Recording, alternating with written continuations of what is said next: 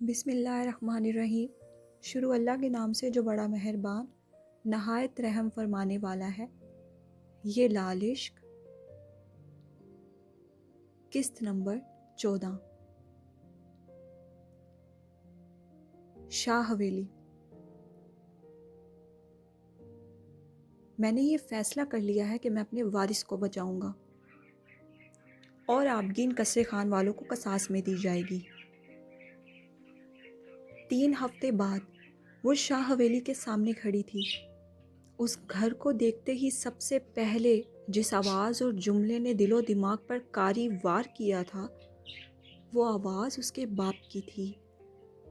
یہاں کہنے کو تو اس نے بیٹی بن کے جنم لیا تھا، مگر کبھی بیٹی ہونے کا حق نہیں پایا تھا۔ اسے اس عمارت اور اس میں بسنے والوں سے بہت خوف آتا تھا۔ یہ وہ در تھا جہاں وہ کبھی لوٹ کر آنا نہیں چاہتی تھی، مگر ہائے رے بخت کہ اس گھر میں اسے جنم دینے والی ماں موجود تھی، اور یہ آبگین علی شاہ کا اکلوتا بیش قیمتی رشتہ تھا جسے وہ کبھی کھو نہیں سکتی تھی۔ سرمئی آنکھوں میں اجنبیت کا ایک جہان آباد تھا۔ وہ ساکت کھڑے خالی آنکھوں سے ان در و دیوار کو تکے جا رہی تھی۔ کم سینی میں کھائی چوٹیں، تماچے، تانے، حق تلفیاں سب ایک ایک کر کے کسی سفید پردے پر چل رہی سیاہ فلم کی طرح اسے دکھائی دے رہے تھے۔ اس نے بچپن سے یہی چاہا تھا کہ ایک دن وہ اپنی ماں کے ساتھ یہاں سے بہت دور چلی جائے، مگر صد افسوس کہ اس کی یہ خواہش کبھی پوری نہیں ہو سکتی تھی۔ وہ تو نکل گئی تھی یہاں سے، بھلے قصاص کے ہی تحت، مگر اس کی ماں ابھی بھی ان ظالموں کی قید میں تھی جنہیں چاہ کر بھی شاید وہ کبھی آزاد نہیں کروا سکتی تھی۔ آبگین جلال کی بھاری گمبھیر آواز پر اس کا سکوت ٹوٹا تھا۔ وہ کب سے اسے بت بنے کھڑی دیکھ رہا تھا۔ اس کے چہرے سے اس کے جذباتوں کو وہ خوب بھانپ سکتا تھا، مگر اس کے درد کی گہرائی کو اس طریق سے ماپ نہ سکا، کیونکہ بہت سی باتوں سے ابھی وہ ناواقف تھا۔ وہ ناواقف تھا اس کے اس سہے درد سے، وہ ناواقف تھا اس کے سیاہ طفولیت سے، وہ ناواقف تھا ان تمام ناانصافیوں سے جو وہ محض 21 سال کی عمر میں جھیل آئی تھی۔ اس وقت وہ صرف یہی نتیجہ اخذ کر سکتا تھا کہ وہ اس درد میں مبتلا ہے کہ بے گناہ ہوتے ہوئے بھی اسے قصاص میں دیا گیا۔ آبگین نے ہلکی سی گردن موڑے انہی خالی نظروں سے جلال کو دیکھا اور پھر قدم چوکھٹ سے اندر بڑھائے۔ جلال باہر ہی موجود رہا اور اس کے واپس آ جانے کا انتظار کرنے لگا۔ اس نے پہلی بار اس سے کچھ مانگا تھا، اور ایسا کیسے ممکن تھا کہ وہ پورا نہ کرتا۔ آبگین بی بی آئی ہیں۔ ایک ملازمہ نے جیسے ہی اسے اندر داخل ہوتے دیکھا تو بے یقینی سے کہتی دوڑ کر فریدہ بیگم کے کمرے میں چلی گئی۔ اس ملازمہ کے اس رد عمل پر آبگین نے اسے بے تاثرگی سے جاتے ہوئے دیکھا اور اپنی والدہ کے کمرے کی جانب چلی گئی۔ وہاں پہنچتے ہی اس نے بے صبری سے دروازہ کھولا اور جیسے ہی قدم اندر رکھے تو دیکھا انہیں سجدے میں گرے نماز ادا کرتے۔ سفید سوٹ اور سفید بڑی چادر اوڑھے وہ پہلے سے کافی بہتر تھیں۔ انہیں دیکھتے آبگین کی آنکھوں، دل اور حتیٰ کہ رگ رگ میں سکون اتر گیا تھا۔ کتنی ہی دیر وہ خاموشی سے ان کے پیچھے کھڑی رہی۔ دوسری جانب نماز پڑھتے ہوئے آبدار شاہ نے اپنے گرد مخصوص خوشبو کو محسوس کیا اور سمجھنے میں دیر نہیں لگی تھی کہ آبگین آئی ہے۔ اگر وہ محض خوشبو ہوتی تو وہ اسے ضرور اپنا وہم سمجھ لیتی، مگر نہیں، انہیں اپنے عقب میں کسی کی موجودگی کا احساس بھی ہو رہا تھا، اور بالیقین وہ آبگین ہی تھی۔ نماز مکمل کرتے انہوں نے سلام پھیرا اور فوراً اپنی جگہ سے اٹھیں۔ ادھر آبگین نے بھی ان چند قدموں کے فاصلے کو موت دی تھی۔ آبگین، میری بیٹی، اماں، بیک وقت ایک دوسرے کو پکارتے وہ دونوں ایک دوسرے سے لپٹتی گھٹنوں کے بل بیٹھ گئیں۔ آبگین کے وجود کو خود میں بھینچتے ہی ان کی ممتا بھری تڑپ کو قرار آیا تھا۔ دوسری جانب ان کے سینے میں چہرہ چھپائے وہ بھی بے آواز رونے لگی تھی، اور بڑے بڑے سانس اندر کھینچتی ان کی تمام خوشبو جیسے پا لینا چاہتی تھی۔ آبگین، میری بچی، تم ٹھیک ہو؟ اسے خود سے الگ کرتے دونوں ہاتھوں میں چہرہ تھامے اب وہ اس کے جسم کے ایک ایک حصے کا معائنہ کرنے لگی۔ ان کے اس عمل کا مفہوم آبگین اچھے سے سمجھ گئی تھی۔ وہ دیکھ رہی تھی کہ ان کی بیٹی کو کہیں مارا پیٹا تو نہیں گیا۔ امی، میں بالکل ٹھیک ہوں، ان کے ہاتھ چہرے سے ہٹا کر چومتے آبگین نے تسلی آمیز کہا۔ مجھے لگا تھا میں تمہیں کبھی دوبارہ دیکھ نہیں پاؤں گی، اور یوں ہی تمہیں بنا دیکھے ہی قضا مجھے آ لے گی۔ درد زدہ سا چہرہ لیے انہوں نے ایک بار پھر آبگین کو اپنے سینے میں چھپا لیا۔ میرے پاس تمہارے علاوہ اور کچھ نہیں ہے آبگین، تمہیں کچھ ہو گیا تو میں مر جاؤں گی۔ امی، وہ تڑپ کے ان سے الگ ہوئی۔ ان کے سخت جملے اس کا دل چیر رہے تھے۔ یہ کیا کہہ رہی ہیں آپ؟ اس نے قدرے غصے سے کہا، اور پھر ماتھا چومتے رنجیدگی سے بولی، اللہ میری عمر بھی آپ کو لگا دے۔ میری معصوم آبگین، میری معصوم بیٹی، تم یہاں کیا کر رہی ہو؟ کب سے دہلیز پر کھڑی فریدہ یہ منظر سلگ رہی نظروں سے دیکھ رہی تھیں۔ سب سے بڑا جھٹکا انہیں یہ سن کر لگا تھا کہ آبگین آئی ہے، اور دوسرا بڑا صدمہ اسے صحیح سلامت دیکھنا تھا۔ انہیں تو یہ لگا تھا کہ بہت جلد اس کی لاش قصر خان سے برآمد ہوگی، جلد ان کی سماعت کو یہ خوشخبری سننے کو ملے گی کہ آبگین مر گئی ہے۔ مگر یہاں تو سب الٹا ہو گیا تھا۔ وہ بالکل ٹھیک تھی، صحیح سلامت، اسے تو ایک خروچ بھی نہیں آئی تھی، اور تو اور اسے اس کے والدین سے ملنے بھی بھیج دیا گیا تھا۔ آخر یہ قصر خان والے کرنا کیا چاہتے تھے؟ سوچ سوچ کر کڑتی وہ یہاں کھڑی تھی۔ جب ان کا ایک دوسرے کے لیے یہ پیار دیکھنا برداشت سے باہر ہو گیا تو بول اٹھی۔ فریدے کی آواز پر آبگین نے ایک نظر پلٹ کر انہیں دیکھا۔ تمہاری ہمت کیسے ہوئی یہاں آنے کی؟ قدم کمرے میں رکھتے انہوں نے نخوت سے اسے دیکھتے دوبارہ پوچھا۔ آبگین بنا کوئی جواب دیے اٹھی۔ آبدار بھی اس کے ساتھ اٹھی۔ میری بیٹی ہے، ملنے آئی ہے مجھ سے، اور یہاں آنے کے لیے اسے کسی کی اجازت کی ضرورت نہیں ہے۔ آبدار کے اس مضبوط جواب پر وہ مزید بھڑکی تھی۔ ضرورت ہے آبدار بی بی، کیونکہ اس کا شاہ حویلی اور یہاں رہنے والوں سے اب کوئی تعلق باقی نہیں رہا، اور مت بھولو کہ یہ میرا گھر ہے۔ شہادت کی انگلی سے زمین کی جانب اشارہ کرتے انہوں نے کہا۔ وہ اپنی فرعونیت کی آخری حد پر تھیں، جس پر سوائے خاموش رہنے کے وہ مزید کچھ نہ کہہ سکیں۔ بلا شبہ یہ گھر انہی کا تو تھا، جبکہ ان کی حیثیت یہاں پڑے کسی بیکار ساز و سامان کے مترادف تھی۔ میں صرف امی سے ملنے آئی ہوں، کچھ دیر میں واپس چلی جاؤں گی، خدا کے لیے کوئی بھی تماشا مت کریں۔ آبگین نے آگے بڑھ کے بے بسی سے انہیں سمجھانا چاہا۔ کیا کہا تم نے؟ تماشا؟ یعنی میں فرید فرقان شاہ تمہیں تماش بین دکھائی دیتی ہوں؟ تمہاری اتنی جرت، تم مجھ سے ایسے بات کرو؟ درشتگی سے کہتے وہ اس کی کوہنی دبوچ گئیں۔ نکلو میرے گھر سے، اور آبگین کو دہلیز کی جانب دھکا دیا۔ لڑکھڑا کر وہ بمشکل زمین بوس ہوتے ہوتے بچی۔ آبگین، آبدار نے بے چینی سے اسے پکارا، اور اس سے قبل اس کی جانب بڑھتی جبھی فرقان کمرے میں داخل ہوئے تھے، اور ان کی موجودگی ان کے قدموں کو وہیں زنجیر کر گئی تھی۔ کیا ہو رہا ہے یہاں؟ یہ کیسا شور ہے؟ پوچھے اس سے شاہ، یہ یہاں کیا کر رہی ہے؟ آبگین کو دیکھتے ہی ان کا پارا بھی ہائی ہوا تھا۔ ایسا کیسے ممکن تھا کہ بیٹی کو دیکھتے پگھل جاتے، وہ جسے خود انہوں نے اس آگ میں جھونکا تھا۔ دوسری جانب آبگین کو ان سے اس خلوص کی امید بھی نہیں تھی۔ تم یہاں کیا کر رہی ہو؟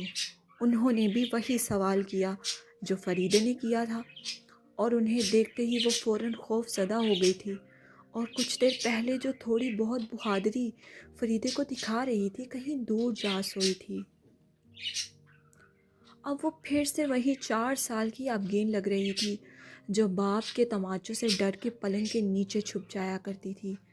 وہ میں امی سے ملنے آئی ہوں، لبریز نم آنکھوں سے اس نے کپ کپاتے لہجے میں جواب دیا۔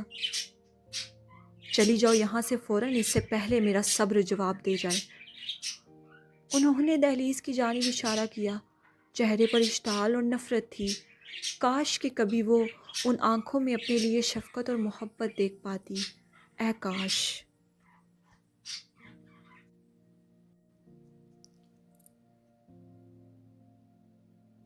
مگر شاید یہ اس زندگی میں ممکن نہیں تھا۔ شاید اس کے مقدر میں باپ کا پیار نہیں لکھا تھا۔ لبوں کو سیے وہ کھڑی انہیں دیکھتی رہی۔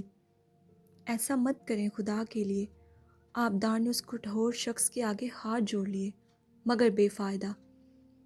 آپ تو ایسے کہہ رہے ہیں جیسے یہ شرافت سے چلی جائے گی، فریدے نے کدورت سے کہا، اور یہ چنگاری دینا انہیں کافی تھا۔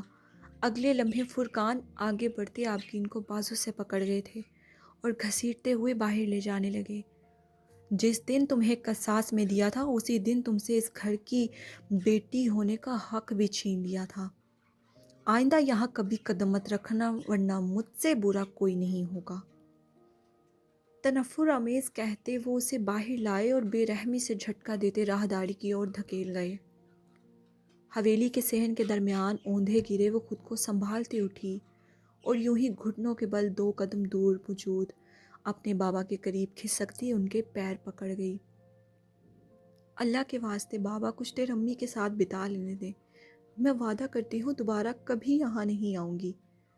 اپنی بیٹی کی یہ حالت اور سامنے موجود خود کو خدا سمجھنے والے اس شخص کو دیکھتے آبدار نے سر اٹھا کر اوپر نیلے آسمان کے اس پار اپنے رب کو دیکھنا چاہا تھا۔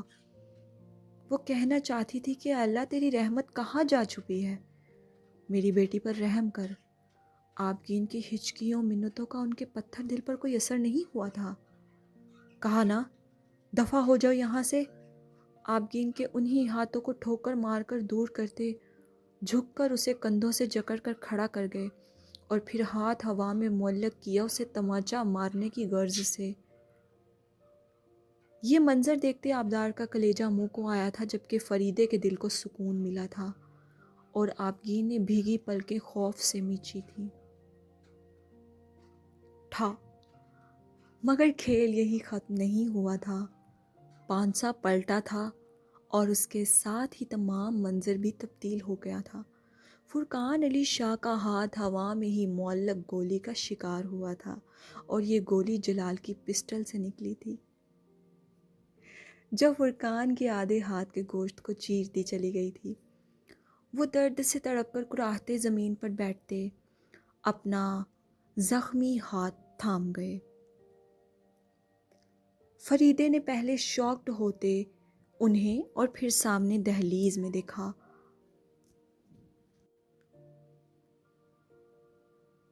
جہاں سیاہ قمیص شلوار میں ملبوس وہ سنہری آنکھوں میں آنکھ لیے ہاتھ میں گویا گرز تھامے موت کا فرشتہ معلوم ہو رہا تھا، گویا ابھی آگے بڑھتے ان کے جسموں سے روح کو نوچ لے گا۔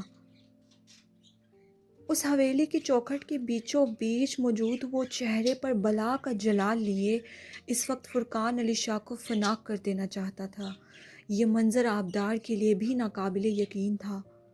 وہ شخص کون تھا وہ نہیں جانتی تھی، مگر دل کہیں نہ کہیں یہ گواہی دے رہا تھا کہ شاید وہ ان کی بیٹی کا شوہر ہے۔ تماچا نہ پڑنے پر اور مخصوص گولی کی آواز سنتے آبگین نے میچی پلکوں کو واق کیا اور پھر دیکھا باپ کا زخمی ہاتھ، اور اسی وقت اس نے جھٹکے سے چہرہ موڑتے اپنے عقب میں دیکھا تھا جہاں جلال موجود تھا، یعنی یہ سب اس نے کیا تھا۔ اس کے چہرے کی سرخی، سنہری آنکھوں سے چھلکتی آتش اس بات کا واضح ثبوت تھی کہ وہ یہ تمام برتاؤ اپنی آنکھوں سے دیکھ چکا ہے۔ لمحے بھر کو وہ بھی اس سے خوف زدہ ہوئی تھی۔ دوسری جانب جلال جو باہر موجود اس کے لوٹ آنے کا انتظار کر رہا تھا، اندر سے آتی آوازوں پر اسے مجبوراً اندر جانا پڑا اور اندر جاتے ہی جو منظر اس نے دیکھا تھا اس کے روم روم کو جلا کر خاکستر کر گیا تھا۔ وہ لڑکی جو اس کی زندگی کا اہم ترین باب تھی، اس کے وجود کا حصہ تھی، وہ لڑکی جو اس دنیا میں اس کے لیے سب سے زیادہ خاص تھی، وہ جس پر وہ دنیا جہان کی نعمتوں کو وار دینا چاہتا تھا، کائنات کی تمام عزت اس کی جھولی میں ڈال دینے کا خواہاں تھا، اس کے ساتھ یہ سلوک، وہ کاٹ دینا چاہتا تھا ان پیروں کو جو اسے ٹھوکر مارے، وہ اکھاڑ دینا چاہتا تھا ان ہاتھوں کو جو اسے تماچا مارنے کی غرض سے اٹھے، یہ گولی وہ فرقان علی شاہ کے سینے میں اتارنا چاہتا تھا، مگر یہ اس کی خوش بختی تھی کہ اس نے ایسا نہیں کیا تھا۔ سردار جلال آبگین کے لوگوں نے اس کے نام کی سرگوشی کی تھی، پہلی بار اس نے اس کا نام لیا تھا، اس سرگوشی پر وہ قریب آیا تھا، اس کی نرم نظروں نے اس کے وجود کا احاطہ کیا تھا، اور پھر قہر برساتی نظروں نے واپس فرقان شاہ کو دیکھا تھا۔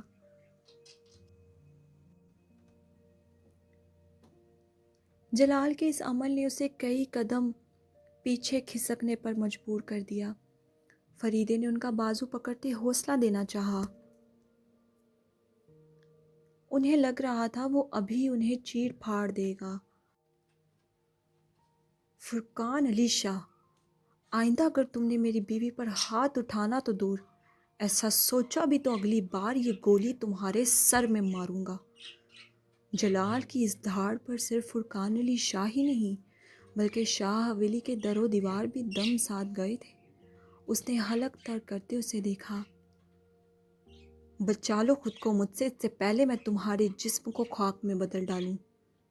جہاں جلال کے یہ جملے ان دونوں میاں بیوی کے لیے کھولتے ہوئے شیشے کی طرح تھے، وہیں دوسری طرف یہ آبدار شاہ کے لیے آب حیات کیسے تھے۔ وہ پرسکون کھڑی اسے دیکھ رہی تھیں، جو اب اپنی بیوی کی اور بڑھتا استحقاق کے ساتھ اس کا ہاتھ تھامے اسے وہاں سے لے جا رہا تھا۔ ابھی کچھ دیر پہلے وہ اللہ سے اپنی بیٹی کے لیے رحم مانگ رہی تھیں۔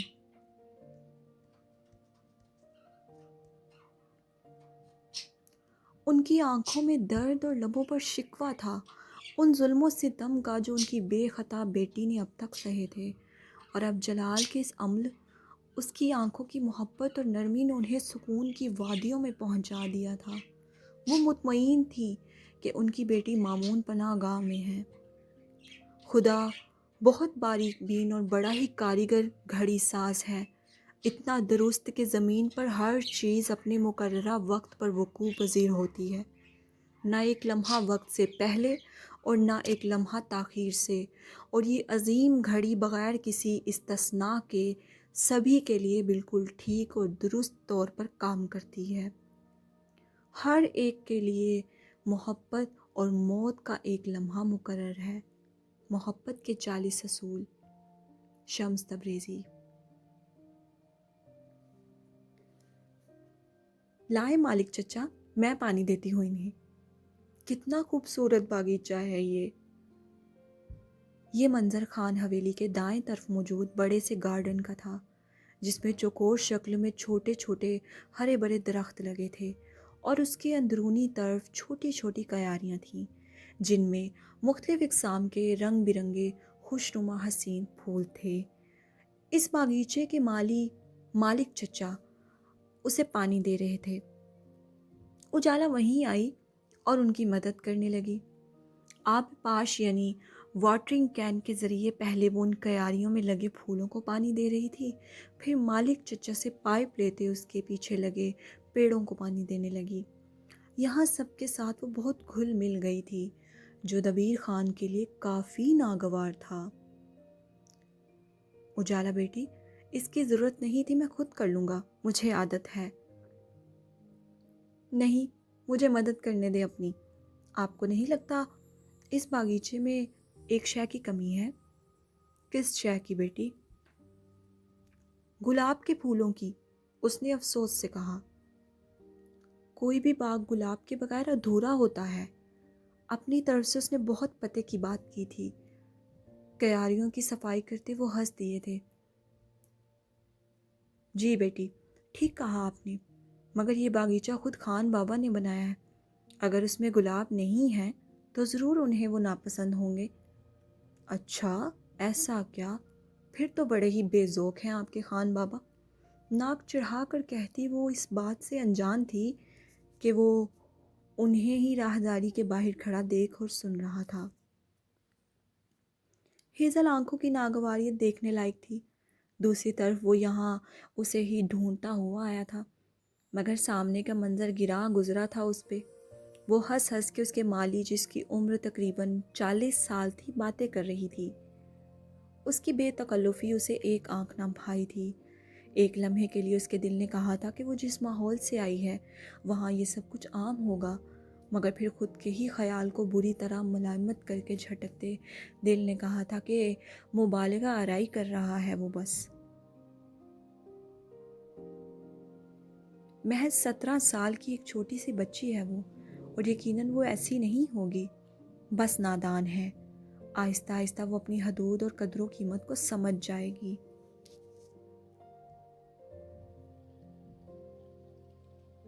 کیا کر رہی ہو تم یہاں؟ جب وہاں کھڑے رہنا محال ہو گیا تو وہ قدم قدم چلتا ان کی اور آ گیا، اور قدرے کرخت لہجے میں استفسار کرتا مالک کو سخت نظروں سے دیکھنے لگا، اور دوسری جانب مالک بھی اس کی نظروں کا مفہوم سمجھ گئے تھے۔ وہ خان بابا، اجالا بیٹی کہہ رہی تھی کہ جاؤ اور جا کر گاڑی کی صفائی کرو، مجھے ضروری کام سے جانا ہے۔ ان کی بات درمیان میں ہی کاٹتے وہ اب اجالا کی جانب متوجہ ہوا تھا۔ مالک خاموشی سے وہاں سے چلے گئے تھے۔ دبیر کی ان کے ساتھ اس بد تہذیبی پر وہ بس صبر کر سکی تھی۔ اس نے اجالا کے ہاتھ سے پائپ لے کر دور اچھالا اور بقول اجالا کے چھینا تھا، جس پر وہ نہ سمجھی سے اسے دیکھنے لگی، جو ہر وقت غصہ ناک پر سجائے نہ جانے کیا ثابت کرنے کی کوشش کر رہا تھا۔ صبح ناشتے کے ٹیبل پر بھی کچھ ایسا ہی ہوا تھا۔ اسے لگنے لگا تھا جیسے وہ اس پر بوجھ ہے، جیسے وہ مجبوری کے تحت اسے سنبھالے ہوئے ہے۔ کیا تم اسی طرح ہر ایرے غیرے شخص کے ساتھ بے تکلف ہو جاتی ہو روشنی بی بی؟ اس کے تلخی سے پوچھے گئے سوال پر وہ رونے کو آئی تھی،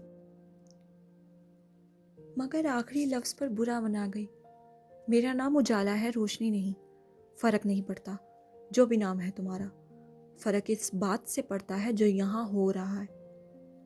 آپ کہنا کیا چاہتے ہیں؟ تمہاری بے تکلفی ملازمین کے ساتھ اچھی نہیں ہے، اور یہ میرے لیے ناقابل قبول ہے۔ اس کی بات کا مطلب سمجھتے وہ خجالت کے مارے سرخ پڑ گئی، اور پھر آنسو بھری آنکھیں اٹھا کر اسے دیکھتی بولی، وہ میرے لیے باپ کی جگہ پر ہیں، آپ کیا بات کر رہے ہیں؟ وہ تمہارا باپ نہیں ہے، ڈو یو انڈرسٹینڈ؟ ایک قدم آگے بڑھاتے انگلی اٹھا کر وارن کرتے وہ گررایا تھا، اور یہی آنسو کسی سرابی ریلے کی طرح اس کی آنکھوں سے بہے تھے، اور یہیں دبیر خان کے لیے لمحہ ندامت تھا۔ اسے شدت سے احساس ہوا تھا اپنی ٹون اور برتاؤ کا۔ چنانچہ فاصلہ واپس قائم کرتے اس نے گہری سانس لی اور اس بار لہجے میں نرمی سموتے کہا، تم نہیں جانتی دنیا کتنی ظالم ہے، بالکل کسی بھیڑیے کی طرح۔ اس کا اشارہ صاف انجم کے ساتھ ہوئے حادثے کی جانب تھا، جس پر گال زور سے رگڑتے اس نے واپس اسے دیکھا، اور دبیر نے اپنے چہرے پر مزید نرمی سجا لی۔ اس وقت تمہاری گارڈین شپ میرے پاس ہے، اور اس ناطے تمہیں میری ہر بات ماننی ہوگی، آئندہ خیال رکھنا۔ وہ سر ہلاتے خاموشی سے وہاں سے جانے لگی، اور ابھی چند قدم ہی مزید لیے تھے جب وہ عقب سے دوبارہ بولا تھا، تم صبح کہہ رہی تھی کہ تم چند امتحان نہیں دے سکی، میں نے بات کی ہے 2 دن ہیں تمہارے پاس، تیاری کر لو، پھر تمہیں امتحان دلانے لے جاؤں گا۔ دبیر کی بات پر وہ خوشی سے پلٹی تھی۔ کیا سچ میں؟ اس نے بے یقینی سے پوچھا۔ جیبوں میں ہاتھ ڈالتے اس نے ہنکار بھرا۔ وہ کافی صاف دل تھی، ایسا دبیر کو لگا، بہت جلد بات بھول جانے والی، جلد مسکرا دینے والی، کسی شفاف پانی کی طرح خوشگوار۔ مگر یہ کیسے ہوا؟ بھول جاؤ، امتحان کی تیاری کرو بس۔ ٹھیک ہے، بہت شکریہ آپ کا۔ اس کے پیر زمین پر نہیں ٹک رہے تھے، وہ خوشی کے مارے نہال تھی، اور پھر اس کے قریب آتی سائڈ سے گزر گئی۔ دبیر نے تعجب سے مڑتے اسے دیکھا۔ جو باغیچے میں داخل ہونے والے ایک چھوٹے سے بھورے رنگ کے بلی کے بچے کی جانب بڑھی تھی، اور وہ بھی جیسے اجالا سے ہی ملنے آیا تھا۔ وہ وہیں کھڑا ان کی حرکات دیکھنے لگا، یعنی اس نے صرف ملازمین سے ہی نہیں، یہاں کے جانوروں سے بھی دوستی کر لی تھی۔ بہت ملنسار تھی وہ۔ نچلا لب دبا کر وہ تعصب سے ہنس دیا۔ ارے میری چاکلیٹ، تمہیں یہ چوٹ کیسے لگی؟ گھٹنوں کے بل بیٹھی اسے گود میں بٹھائے وہ ممتا بھرے لہجے میں پوچھ رہی تھی، اور اس کے پیر کا معائنہ کرنے پر پتہ چلا کہ اس میں شیشہ لگا ہے۔ ہائے اللہ، یہ کیسے لگا تمہیں؟ یہ دیکھتے وہ سچ میں تکلیف میں مبتلا ہو گئی تھی، اور پھر گردن پیچھے موڑے دبیر کو مدد طلب نظروں سے دیکھنے لگی۔ جواباً وہ لب بھینچے ان کے قریب آیا تھا، اور پانچوں کے بل بیٹھتے اس کا پیر دیکھنے لگا، جس میں سے خون رس رہا تھا۔ یقیناً یہ شیشہ وہ تو نہیں نکال سکتی تھی۔ اسے مجھے دو، تم جا کر فرسٹ ایڈ لے کر آؤ۔ وہ فوراً اس بات میں سر ہلاتی کٹن اسے پکڑا کر اٹھی اور تیزی سے اندر چلی گئی، اور جب تک وہ فرسٹ ایڈ لے کر باہر آئی تب تک دبیر اس کے پیر سے شیشے کی کچی نکال چکا تھا، اور اپنا رومال اس کے پیر کے تلوے پر رکھے اس کا انتظار کر رہا تھا۔ اس میں سے آئنٹمنٹ نکالو اور یہاں لگاؤ۔ کٹن کے پیر کا نچلا حصہ ہلکا سا اٹھا کر اس کے سامنے کرتے اس نے اسے ہدایت کی۔ اجالا نے بالکل ویسے ہی کیا۔ اس کے مرہم لگانے کے بعد اب وہ اس کے پیر پر بینڈیج باندھ رہا تھا۔ اجالا کے دوسرے ہاتھ میں دودھ تھا۔ ایک چھوٹے سے برتن میں دودھ نکالتے وہ اسے واپس دبیر سے لے گئی، جبکہ وہ اٹھتا کچھ دیر کھڑا انہیں دیکھتا رہا۔ اب وہ منمناتے ہوئے اس سے سرگوشیوں میں باتیں کر رہی تھی، اور ساتھ ہی ساتھ اس کی پیٹھ بھی سہلا رہی تھی، حالانکہ وہ پیٹ پوجا کرنے میں مگن تھا۔ پھر سر اٹھا کر اس نے سامنے کھڑے دبیر سے کہا، مدد کے لیے شکریہ۔ سورج کی روشنی کے باعث اس کی آنکھیں چندیا رہی تھیں، جس سبب لمحے بھر کے لیے دبیر نے اپنا سایہ اس کے چہرے کے آگے کیا تھا، اور چھاؤں میں ان شہد رنگ آنکھوں کو دیکھ کر اپنی آنکھوں پر چشمہ لگا لیا۔ اس کے کوئی رد عمل اور جواب نہ دینے پر وہ اسے گھور کے رہ گئی تھی۔ دبیر پلٹا، ہلاکو خون، اور زیر لب کی گئی ایک سرگوشی گارڈن سے نکلنے سے پہلے اس کی سماعت سے ٹکرائی تھی، اور دل فریب مسکراہٹ نے اس کے لبوں کو چھوا تھا۔ گارڈن سے نکل کر راہداری پار کرتا وہ اپنی گاڑی میں سوار ہوا اور خان حویلی سے روانہ ہو گیا۔ اس کی گاڑی کے نظروں سے اوجھل ہو جانے تک وہ اسے دیکھتی رہی۔ جاری ہے۔ چلیں جی ڈیئر ریڈرز، قسط ہو چکی ہے مکمل۔ امید ہے آپ سب کو پسند آئی ہوگی۔ پڑھ کے اور سن کے رائے کا اظہار لازمی کیجیے گا۔ جلد انشاءاللہ حاضر ہوں گے ایک نئی قسط کے ساتھ۔ مجھے دے اجازت، اللہ حافظ۔